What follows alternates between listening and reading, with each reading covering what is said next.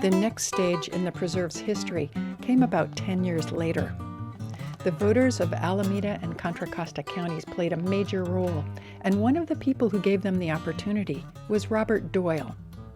Today, Doyle is general manager of the East Bay Regional Park District, but he started out as a founding member of the conservation organization Save Mount Diablo and a part-time ranger for the park district. I was a ranger, and then I became a planner in the planning department. I was about to go back to be a wonderful ranger having fun at Black Diamond Mines, one of my favorite parks. And Hewlett said, "No, you're not going back to the park. I need you to do the trail system." Hewlett Hornbeck's dream was a world-class network of trails and parks. He wanted trails close to where people lived in urban areas. He also wanted to provide opportunities for challenging multi-day wilderness trips. So Doyle got to work. He established the Iron Horse Trail along an old rail line that ran from Concord to Pleasanton, and the Ohlone Wilderness Trail in a more remote area to the south.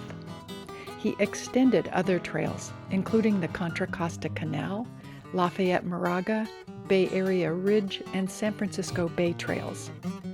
Later, he tackled a 32-mile-long Diablo Trail through Morgan Territory. Some people were afraid of Doyle because he was intense and knew what he wanted, Hornbeck said in his oral history. But I saw in him what I hadn't seen in anyone else: drive and foresight. When Hornbeck retired in 1985, Doyle replaced him as head of land acquisitions. This was only a few years after California's property tax revolt and the passage of Proposition 13. Suddenly, regional parks lacked secure funding. A $776 million statewide park bond came to the rescue in June of 1988, including a total of $15 million for Mount Diablo State Park and the East Bay Regional Park District. Support for that measure was especially strong in the East Bay, where rapidly growing cities were encroaching on open space. So the Park District and a coalition of other environmental leaders decided to ask voters for additional support for parks in Alameda and Contra Costa counties.